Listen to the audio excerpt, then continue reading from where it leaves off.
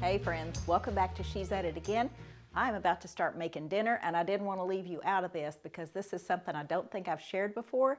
This recipe started out being called fresh tomato fettuccine, but because I'm using canned tomatoes, it's not really fresh tomato fettuccine. So we're just going to call it tomato fettuccine. And although just seeing the list of ingredients, it just kind of looks average. Looks like it would taste kind of like just a plain plate of spaghetti, but let me tell you, it doesn't. It is surprisingly different and oh so good. So we're going to make a salad with this. We'll have some rosemary garlic bread with this and a garlic toast with this. But this tomato fettuccine is one that you'll be, number one, surprised how quick it is. Number two, how few ingredients it has in it. And of course, number three, how good it is. So go with me in the kitchen as we make some tomato fettuccine. Okay, in the kitchen I have everything ready to go as far as putting it in the skillet. Now I'm going to cook my pasta after the cameras go off. I'll show you the final product later on, but I don't want to have pasta going and my sauce going at the same time because when that starts boiling over, then I start, messing with two different things. It's just too confusing. So I'm going to show you how to make the sauce for the tomato fettuccine because honestly, it's just pasta in heavily salted water in another pot. I think everybody knows how to make that. But this is not really and truly tomato fettuccine, even as fettuccine. It's tomato linguini because I didn't have fettuccine, okay? I mean, it's been a day. It's been a full day. It's been a very full day. It's been a good day, but a full day. All right, I have 2 tablespoons of butter in my skillet, and to that I'm going to add a tablespoon of olive oil, combination of the two.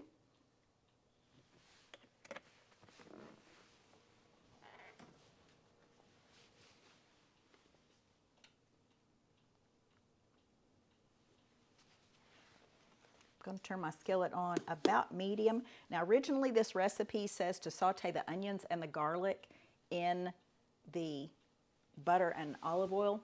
You know what? I don't want to because I don't want singed garlic. I just don't like it. I'm going to add my garlic at the end. So you add your garlic at the end. Add at the beginning if you want to, but I'm telling you, the only way you can really ruin garlic, in my opinion, is to overcook it and kind of singe it and give it that burnt taste, and it's not very appealing. So just take my word for it and add it at the end. All right, we're going to heat this up. I need to get some kind of a spoon something. We'll get this little thing. Now I'm not using my super shiny skillet because the light is so reflective on it, and my husband, when he edits the videos, he says, I can't see anything. It's just too much light shining on it. What does he say? It blocks out everything or something like that. So I'm going with the clear skillet. We'll see if that works.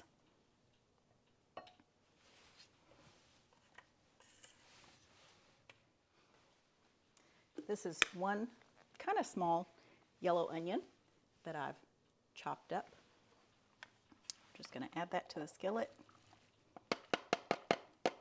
And that is a strong onion. I'm telling you, I couldn't get the lid on it fast enough. Ooh, it was burning my eyes.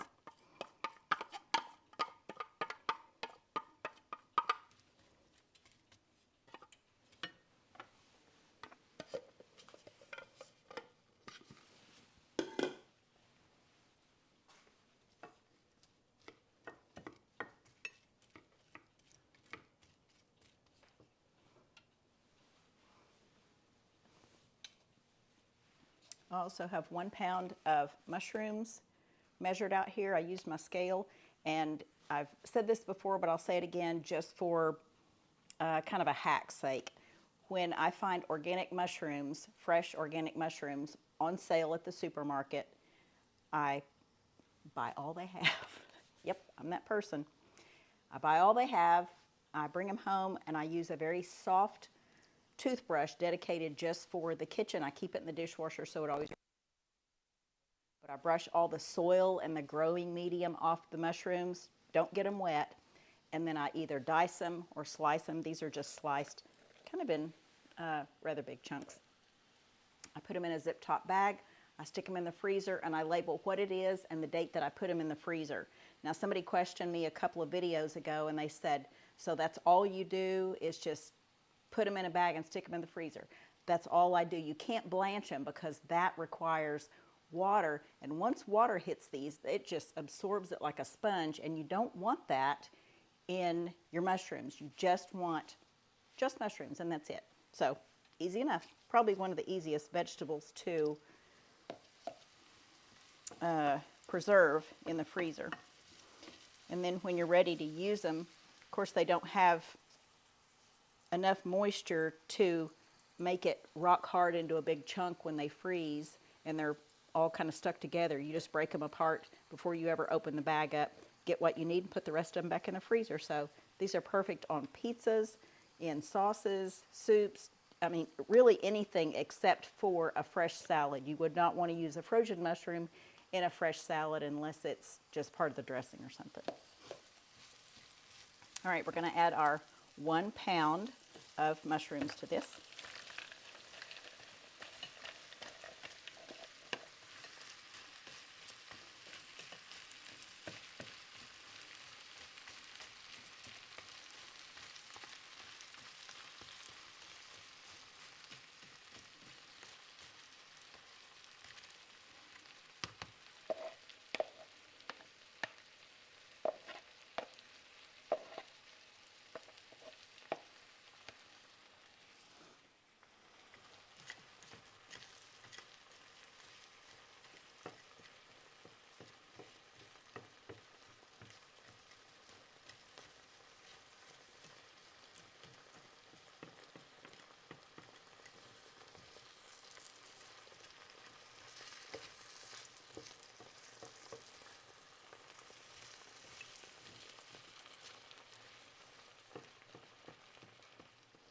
And nothing we have in this recipe has salt in it, so I'm just going to add an ever so slight amount of salt.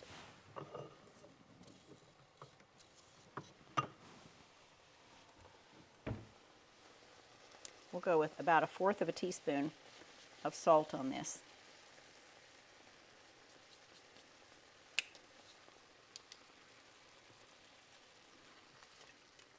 Obviously, this would cook a lot faster if these were not frozen mushrooms, if I'd thought them out ahead of time, but I really didn't want to do that.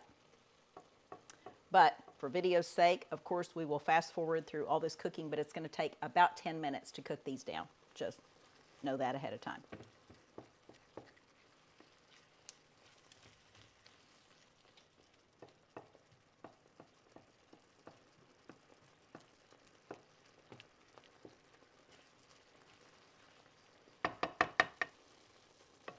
Okay, our mushrooms and onions are pretty much cooked down. I would say the onions are translucent by this time. All right, in this cup I have 1/3 of a cup of dry wine. This is some, I think, Pinot Grigio. I'm not a wine person, so I don't really know, but a friend of mine said it's good, so that's what we use. Just 1/3 of a cup. That's, of course, going to reduce and cook down. And then this is kind of the magic of this recipe. So this past Sunday was Easter, and we had several people here, and I had 2 uncured sliced hams from our local Kroger store, and they're so very good. They're smoked, they're uncured, and I think one of them was a honey ham, but this is the one that's not. It's a Maplewood smoked ham. It's so good, but it's already sliced, so I just diced it up. And you only need 1/2 cup of smoked ham. So try to get the uncured. It's the one that doesn't have nitrates and nitrites in it, which means nitrates and nitrites just equal out to carcinogens, cancer-causing products, and uncured ham just doesn't have that in it. So one less thing to worry about. Just make better choices. Use some uncured ham. Just get the lunch meat kind that's not cured if you don't have one of those fancy ones like we had on Sunday, which wasn't really fancy. It was just tasted good. So let's put the ham in there. We're going to cook this down for about 10 minutes. And again, that's going to reduce the liquid in this. So stir it in and let it go.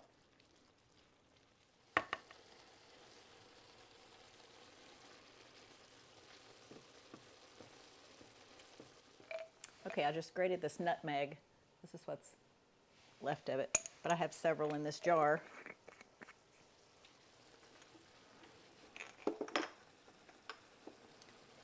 The smell of nutmeg reminds me of when my grandmother used to cook egg custard, and she would sprinkle that on top. Oh, that was so good. So good. So anytime I smell this, it just brings back memories of that egg custard. She was a fabulous cook.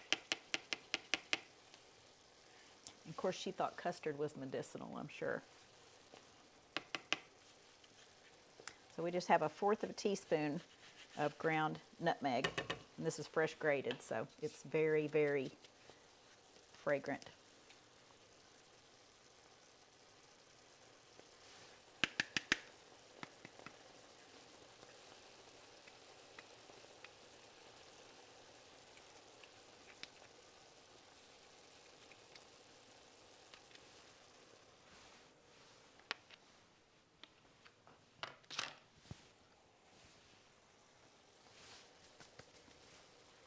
We are going to put a can of crushed tomatoes in here, and these are fire roasted, my favorite. You may not even notice that on the label, but try to get the fire roasted. It has so much flavor to it. Now this is a 28-ounce can, so you don't necessarily have to use all of it because it only calls for 2.5 cups of fresh or canned tomatoes, but I don't necessarily have anything else to use it for, so I'm just putting the whole can in there.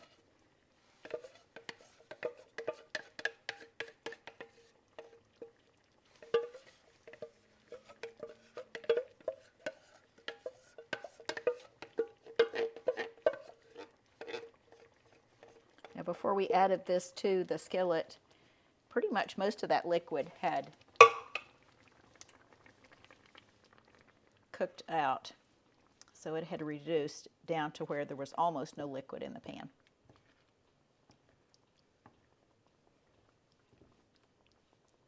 At this point, I am going to put my garlic in there.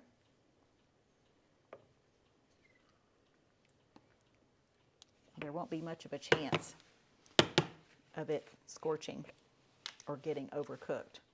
This calls for a clove of garlic, so I'm thinking that's about a clove of garlic. For us it is anyway. If you don't like garlic very much, don't put as much in there. But we like it a lot.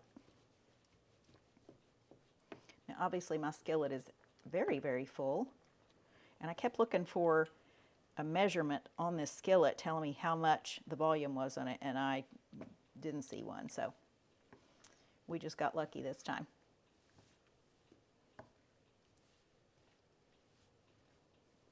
This smells so incredibly good. I guess I say that about everything, don't I? Yeah, I really do. I say that about everything. But, I mean, I'm not going to cook it if it doesn't smell good or it doesn't taste good. And I'm certainly not going to go through the trouble of making it to show you if I'm the one who has to eat it and it doesn't smell good or taste good. So, of course, it's going to smell good and taste good. But, again, this is one of those things, seriously, if you had just some ham lunch meat left over and a can of tomatoes, and if you didn't have dry white wine, if you just had chicken broth, then you got your butter, olive oil, garlic, go get a pound of mushrooms, and there you go, an onion. So easy, so good, and yet it doesn't taste like your average pasta sauce. That ham just really adds a great flavor to it. I guess because of the smokiness of it, I don't know. But it is certainly delicious. Now again, I'm going to be cooking my pasta in that pan of salted water right back there once I get this done, and I'll turn the burner off so there's no risk of it cooking out of the pan. Then we will add this sauce to our pasta in a serving bowl, and then I'll sprinkle it with almost a cup of fresh grated Parmesan Reggiano. Let's see what time it is. It's about an hour and a half before we normally eat dinner. That'll give me plenty of time to make a salad, get my garlic bread ready to toast, and get my pasta made. And this is going to be our dinner for tonight, and probably the next night. Maybe the night after that.